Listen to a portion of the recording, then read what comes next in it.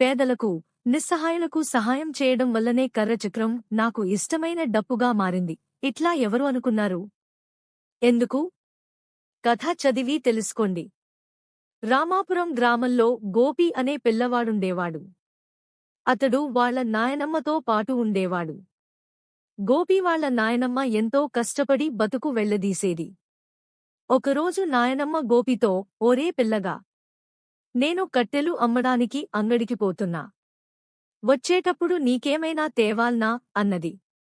గోపి నాయనమ్మతో, నాకేమి వద్దుగాని బజారులో డప్పు దొరికితే తీసుకురావా? డప్పు వాయించడమంటే నాకు చాలా ఇష్టం. దానితో ఆడుకుంటా అన్నాడు. నాయనమ్మ సరే అన్నది. అంగడిలో కట్టెలు అమ్మినంక నాయనమ్మ ఒక బొమ్మల దుకాణంలోనికి పోయి, సేటు, ఈ డప్పు ధర ఎంత అని అడిగింది. 22 రూపాయలు అన్నాడు దుకాణదారు. కాని నాయనమ్మ దగ్గర 15 రూపాయలే ఉన్నాయి. అయ్యో, మనమని కోసం డప్పు కూడా కొనలేకపోతినే అనుకుంటా నిరాశగా ఇంటికి బయలుదేరింది.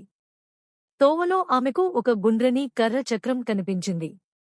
పోనీ దీన్నైనా తీసుకపోతా, ఆడుకుంటడు అని ఆ చక్రాన్ని సంచిలో వేసుకుని ఇంటికి తీసుకుపోయింది.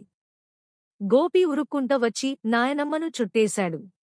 నాయనమ్మా, డప్పు తెచ్చినవా అని అడిగాడు. డప్పు మరెప్పుడైనా తెస్తా, ఈ చక్రంతో అదుకో అని కర్ర చక్రాన్ని తీసి గోపీకి ఇచ్చింది. గోపి ఏమీ మాట్లాడకుండా కర్ర చక్రాన్ని తీసుకుని దాన్ని దొర్లించుకుంటా ఊరిలో తిరుగసాగాడు.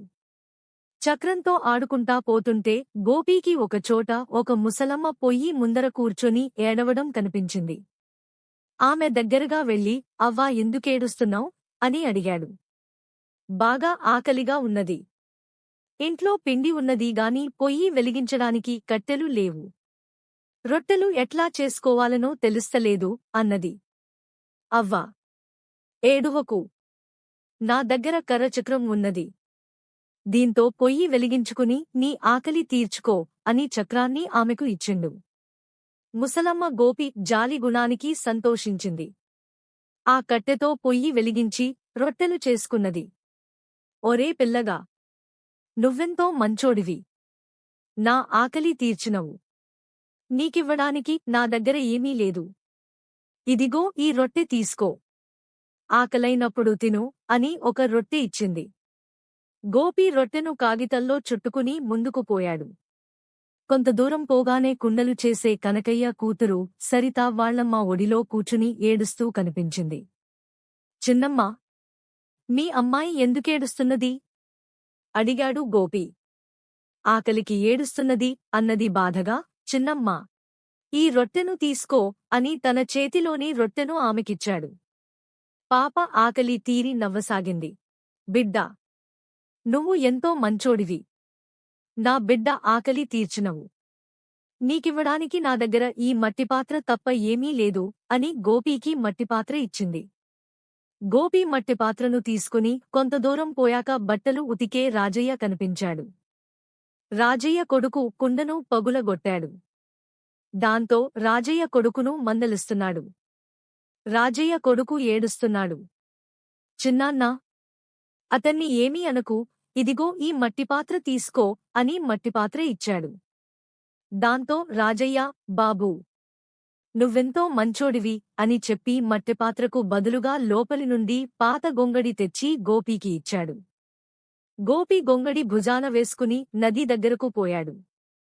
అక్కడ ఒక వ్యక్తి ఒంటిమీద సరైన బట్టలు లేకుండా చలికి గజగజ వణుకుతూ నిలబడి ఉన్నాడు.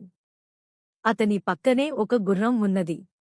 గోపి ఉరుక్కుంటూ పోయి గొంగడి అతనికిచ్చి కప్పుకోమన్నాడు. ఆ వ్యక్తి గొంగడి కప్పుకుని అందులో ముడుచుకుపోయాడు. అతని చలి తగ్గింది. అప్పుడతను, నేనొక వ్యాపారిని.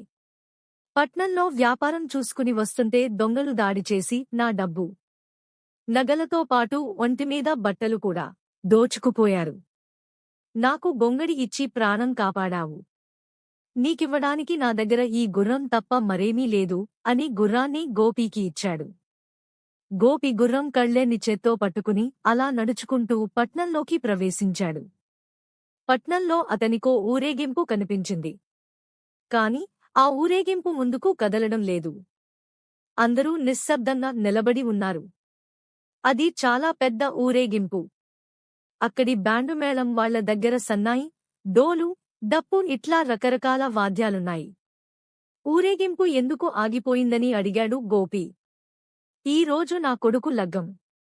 ముహూర్తం సమయం దాటిపోతున్నది. కానీ మేము మాట్లాడుకున్న గుర్రం ఇంకా రాలేదు అన్నాడు పెళ్లికొడుకు తండ్రి. అయ్యో తాతా! దీనికి మీరింత బాధపడాలా? నా దగ్గర గుర్రం ఉన్నది. దాన్ని తీసుకుని ఊరేగింపు ప్రారంభించండి అని గుర్రాన్ని తీసుకువచ్చి ఇచ్చాడు. ఊరేగింపు మొదలైంది. పెండ్లి ఘనంగా జరిగింది. దిగో ఈ దీపాత, నాయనా! నువ్వు చాలా మంచోడివి. నేనీ ఊరిలో ధనవంతుడైన షావుకారును. నీ గుర్రానికి ఎన్ని రూపాయలు కావాలో అడుగు అన్నాడు. షావుకారు దగ్గరకు బట్టలు నిలబడి గోపీ, తాతా! నాకు డబ్బులు వద్దు. ఆ బ్యాండుమేళంలోని డప్పు కావాలి. డప్పుంటే నాకు చాలా ఇష్టం అన్నాడు గోపి. షావుకారు ఎంతో సంతోషించి ఆ డప్పుతో పాటు పైసలు కూడా ఇచ్చాడు. పైసల సంచీని భుజాన వేలాడేసుకుని డప్పు కొట్టుకుంటూ ఇంటికి పోయాడు గోపి.